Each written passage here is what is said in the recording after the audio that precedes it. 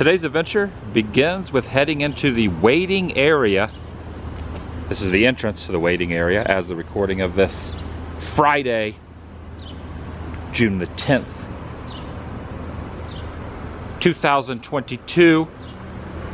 So this is the waiting area right over here. And what will I be waiting to see? I don't have to wait very long. A 33-foot iguana. Da, da, da, da, da, da. Dramatic. Very dramatic. Welcome, everyone. Adam the Woo. Was that a little too dramatic? Welcome, everyone. My dad is also waiting. I'm just waiting. You're waiting. Wait till you see. Does the iguana come alive?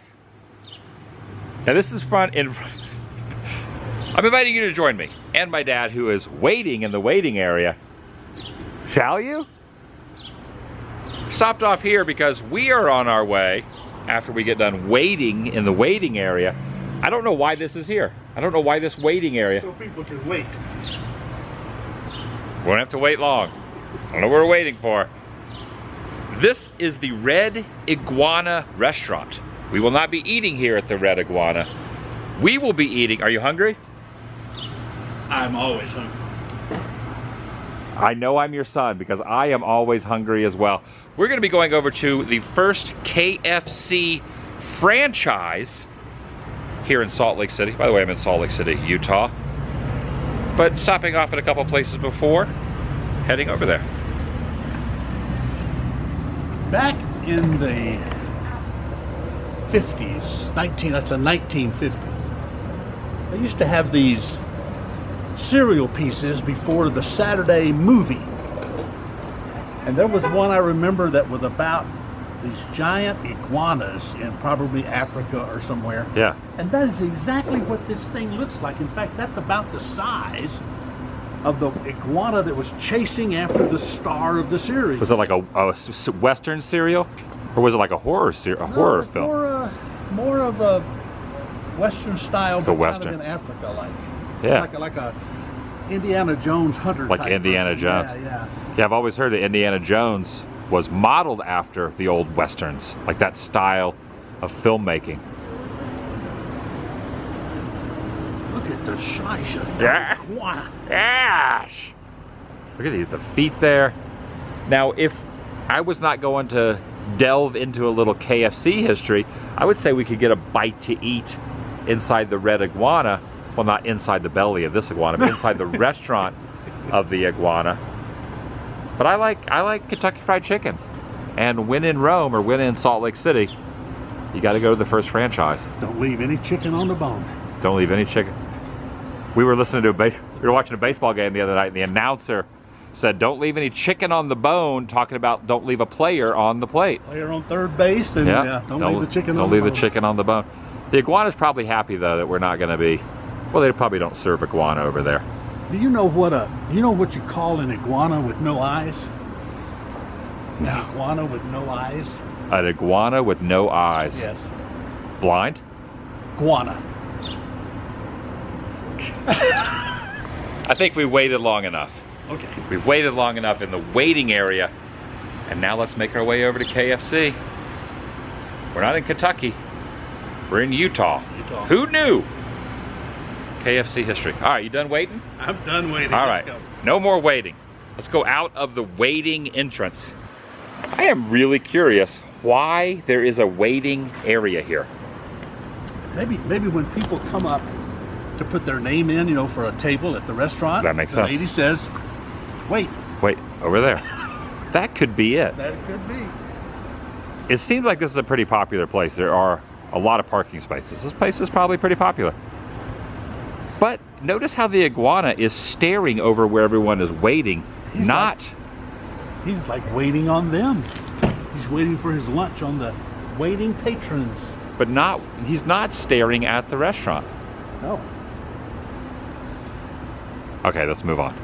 Drove a couple blocks away from where we just were, above the shopping cart, corner of 700 West and Genesee Ave. Whenever I think of Genesee, I always think of West Hollywood, or the filming location for the house from Nightmare on Elm Street sets, but this is a different iconic structure. There is a pyramid right next to this house right here. Well, could be a house, could be a business. A lot of spray paint over here on the side of this road. But this is the pyramid of mummification.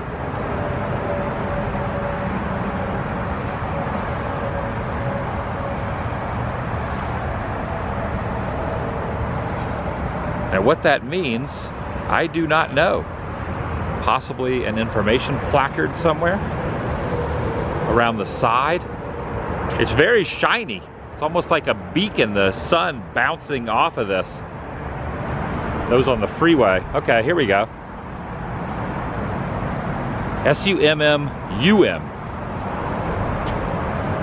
Summum.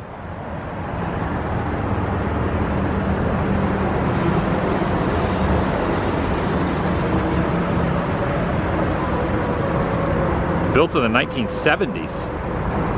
You cannot get inside, just from what I'm reading online about it.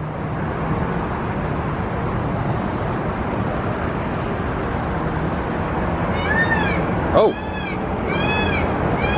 that's a peacock over there making noise.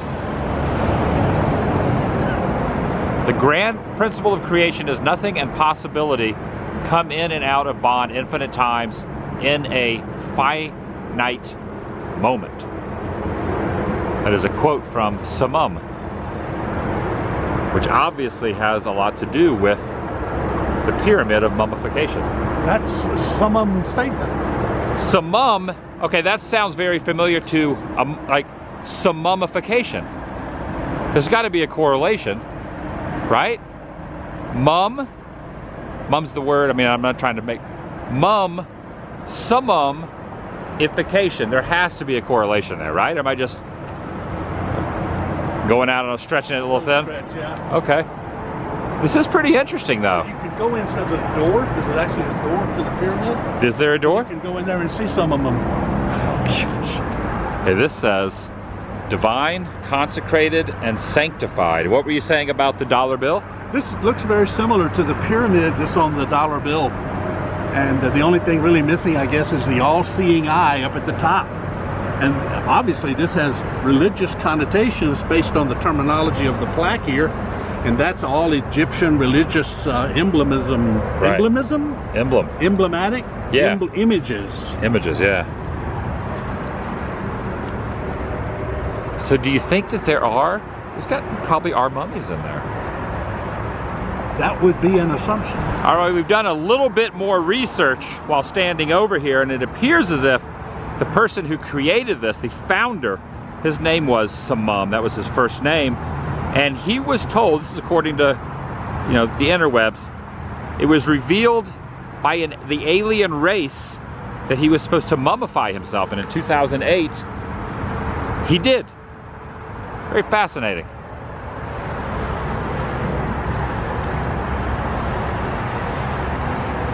Is that your shopping cart? No. There is a squirrel. Right up there on the fence. Okay, the squirrel's gone now. It went into the tree. Oh, I see a squirrel.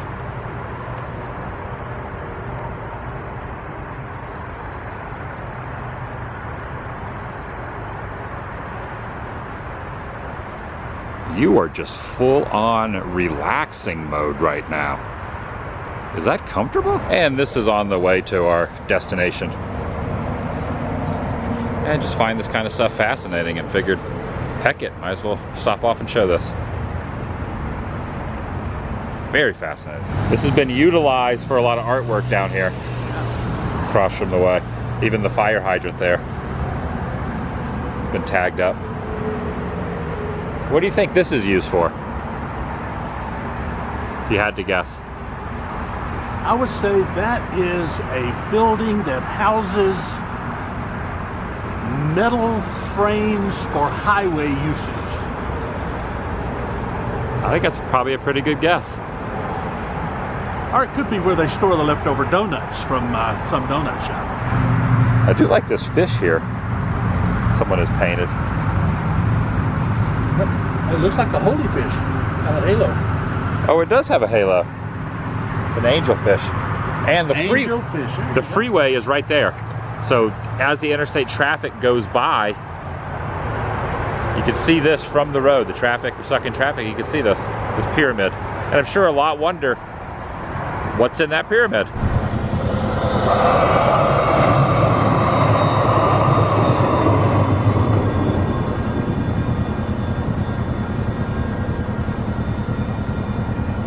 Right here at the Rainbow Neon Sign Company. Got a tree up top there.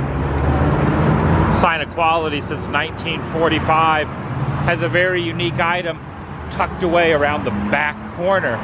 There is a appropriate facial covering wearing Spock version of a Muffler Man.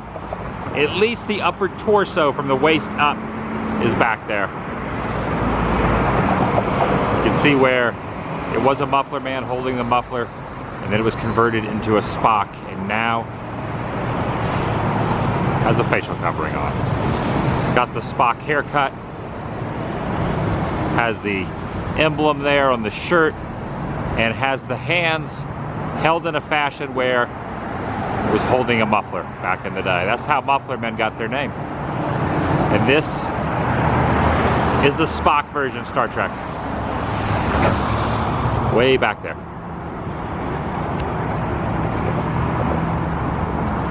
And from one Muffler Man to another, now this is more of just a sign. It's not the roadside relics that I and others have grown to love. This is the Muffler Master. About 1.5 miles from the Spock. The reason I point this out is because it's directly across the street from the very first KFC franchise anywhere, located here in Salt Lake City, Utah.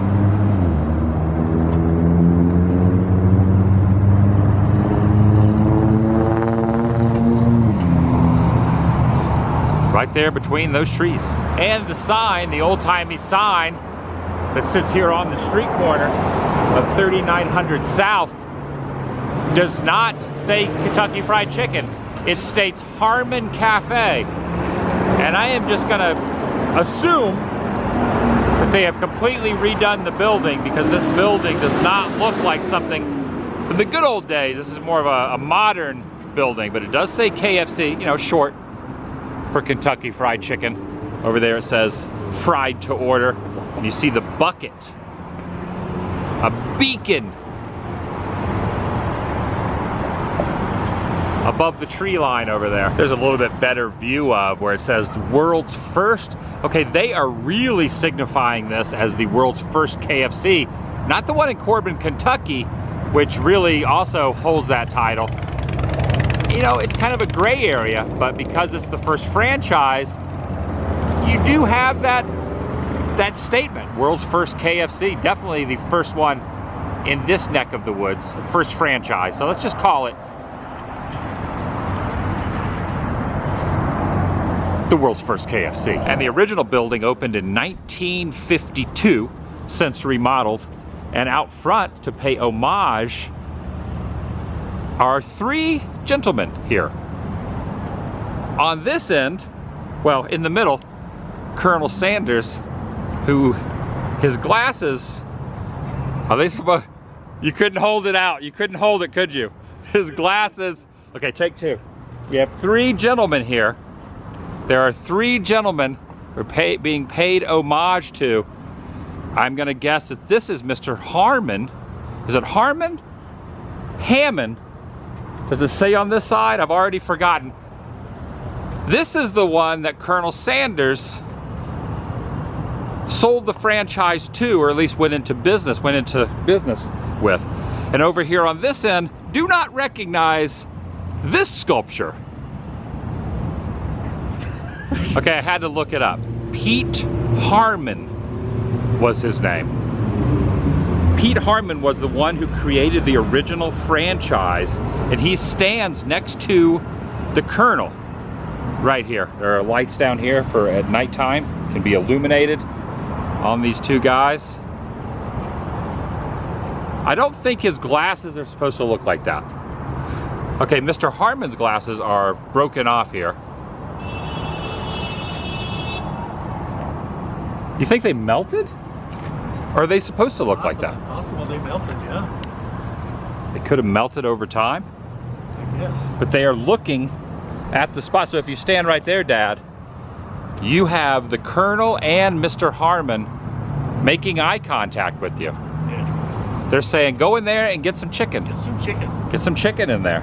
Yeah. Now we did our road trip a year ago. We did a 10-day father and son road trip to all the places that you ministered at, all the places that we lived, and stopped at a couple places that didn't tie into our life. And one of them was in Corbin, Kentucky, where the very first KFC began by the Colonel. So now we've been to 2 KFCs. One more thing about the trip to Kentucky last year to the KFC, and we could not actually get in the KFC to eat. The dining area, no, the dining area was closed. That's right. So we went to another KFC and we ate in the parking lot and just, you know, got the vibe of the first KFC area. So now we can actually go in and watch chicken strips. We can get chicken strips, we can get chicken. I think they might even have a little mini museum in here. Oh, okay. I've been here before 6 or 7, 8 years ago, but I have forgotten all of it. My first time, so I don't remember any of it either. To use your statement, I've slept since then. Yeah. Yes. All right, it's happening. This is becoming a running theme. Whenever we hang out, we just go get KFC at historical KFC spots. Actually, it's only happened twice, but that's good enough. That's good enough for a running theme. All right, we're already coming in here. We already see the mini museum has begun. We got Mr. and Mrs. Harman right there. And here it is. Key to KFC recipe was one savvy salesman. And Mr. Harman did not have a photo of himself on his briefcase. He had a artistic rendering of the Colonel. That's from the 60s right there. He would have been walking around with that back when people carried briefcases. Advertising KFC. And here's some of the Harman's operating values, probably correlated with the Colonel, probably had, you know, just continued his tradition. And then here's him and his wife. And could this be an original menu, or at least a menu from back in the day, where you could get a double header? They used to sell hamburgers. Yeah, this is pretty neat. This is the pot where some of the original 7 herbs and spices were cooked in one of the original pressure cookers down here. The Colonel's secret recipe. Oh, and this is signed by the Colonel. It's got his autograph on there. That was signed on February 21st, 1972. And they got some chicken over there waiting for us just to purchase and get. You're gonna say? Interesting quotes along the wall up here. Oh, the different quotes from the Colonel? From Mr. Harman, I think. Or from Mr. Harman. When you hire someone, probably the greatest thing you could do is make them believe they are going to be successful. Second key is to let them know that you care. The tables have all the historical items as well. And here's one of Colonel Sanders' original suits. So Colonel Harlan Sanders would have worn this suit right here. And of course now the iconic look, you know, with the slacks and the blazer and the Kentucky bow tie. Is that the terminology for it? I just made it up. The Kentucky bow tie. I think that's right. Yeah, the cream rises to the top. Don't fire the cook on a Friday night because the weekends are going to be really busy. That's what I'm interpreting that to mean. Yeah. So you called it the Kentucky tie. This is called, quote, the Colonel's tie. Oh, look, there's the workers all wearing the Colonel's ties back in the day. How about that? The Colonel's tie, a string tie, quite popular in the South and has been even more in the past 100 years. The tie of choice for Colonel Sanders. Okay, I'm hungry now that I'm smelling it. I want some chicken. Oh, here's a bust down here of Mr. Harman as well. Okay, went ahead and got our beverages. They are preparing the food, just waiting for it to be completed. And this is a little documentation of what the first building looked like back in 1952. So that's what it looked like. Also had the Coca-Cola emblem, which is interesting because now they only serve Pepsi. I ended up getting a Mountain Dew and they have Pepsi products. But back then they sold Coca-Cola. They also had root beer. And it said "Dew Drop In," which was always a clever saying. Oh, in fact, the Dew Drop In is where it all began in 1941. Pete and Arlene Harman purchased this hamburger. Okay, never mind. This is not the original KFC. was the original hamburger stand, which morphed into, and then in '51 they tore down the original Dewdrop Inn, built a new restaurant in this place, and never closed for a day. The new restaurant continued curb service, added 100 seats, and announced the new name, the Harman Cafe. And then when Pete Harman met Colonel Sanders, the rest is history. This is a rendering of the original Dewdrop Inn in Salt Lake City as it appeared in 1941. It was very long-winded, but just kind of wanted to explain that. And here is Harman and his wife and the Colonel, a little sculpture there as well. Okay, and here it is back in 2004, and got an interpretation of the sign there too, Harman Cafe, featuring Colonel Sanders' recipe. Over here is a spherical design of the chicken bucket, the original celebrity chef right here. You got the Colonel. Oh, is this the Colonel on a camel? Look at this, the Colonel's on a camel. And look at this parade. He's on the parade float. Oh, how have I never seen this photo? Wonder where that is. I don't know if that's at Disney. It doesn't look like Disneyland. Pretty neat place. And here's a colorized version of the Colonel and Mr. Harman. A lot of the other ones are, you know, black and white up to the age of it. All right, and this is what we're dealing with. I got the side of mashed potatoes and gravy, small side of mac and cheese. I went with the 4-piece, which is basically, I see a breast, a thigh, a small leg, and a wing. If I'm looking at that correctly, and what'd you get? I got the 4 pieces of chicken tenders, and you got your French fries. How about them French fries? How about them? And you got the biscuit. All right. And the ketchup. And the soda. Mini soda. Mini soda. And they still stick with one of their, one of their slogans, finger licking good, because you get the juices and stuff on the finger there, and you want to lick your fingers because of the 7 herbs. Is it 7 herbs and spices? I think so. It's a variety of herbs and spices. The Colonel's secret formula wrapped up here in this chicken. There's no secret formula for the mashed potatoes and gravy. It's pretty basic. You ever seen a smaller chicken like that? It's about a baby chicken. Most of them are bigger than that. I'm also noticing over here, so the Colonel is in kind of cartoony form, pictured on the buttery spread. I think he might be standing on his head. And then also the honey sauce. Now in recent years, the Colonel has been kind of depicted a little bit differently than he really was. He was a very serious man, but he's depicted now in a very comical and buffoony cartoony way. Now granted, he did have a sense of humor. You know, he's got the chef's cap on over there, he was riding the camel, all that, so he did have a fun side. But he definitely was not as he is today. I kind of wonder what the family would think about the company portraying him in that fashion. They might not even own the rights to his image anymore. This is a little bit bigger than the leg. There's a lot more meat on the bone. Don't leave the chicken on the bone. Any chicken on the bone, yeah. As the baseball announcer said, don't leave any chicken on the bone. I'm more of an original guy. I don't really get the spicy. You went with the strips though, you didn't even get the I like the textbook, like the crispy chicken. It's got the crispy on the strips. Yeah, I guess it does kind of resemble me in a roundabout way. I mean, I do wear glasses and I have a beard and I have unkempt hair. Except I'm wearing a hat now, so if they just put a race cap on him, that could be me. Okay, finished the meal and just going to continue walking around. This says the Colonel was the #1 chicken salesman, went all the way around the world, logging on 250,000 flying miles per year. And it wasn't called a bucket back then, it was called a pail. Pail of Kentucky Fried Chicken. Not a bucket, but a pail. And the Colonel ran for senator. If not for 187 votes, he would have been Kentucky's senator. And here shows the correlation. So you got the 1941 hamburger stand, 51, new design, 54, different design, and 74 and 86. And this all, let's see, Harman Cafe began in Dewdrop Inn.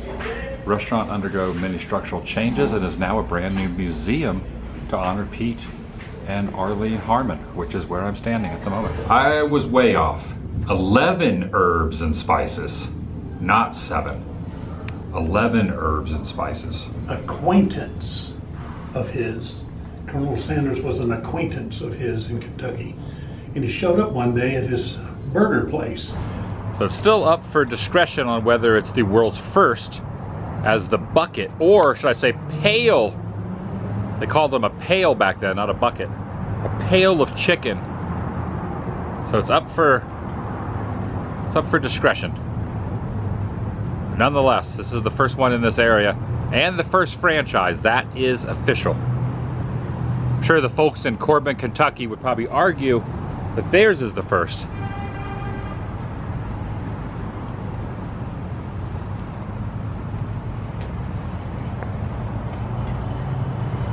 And that's gonna do it for today. Salt Lake City, home of a few unusual things that I stopped off at. On the way over to Harman Cafe, the first franchise of KFC, Kentucky Fried Chicken. Utah history. Utah fast food history. Colonel, in all his glory right there. Harman Cafe. New building. Someone pulling through the drive-thru to try some of those 7 herbs and spices.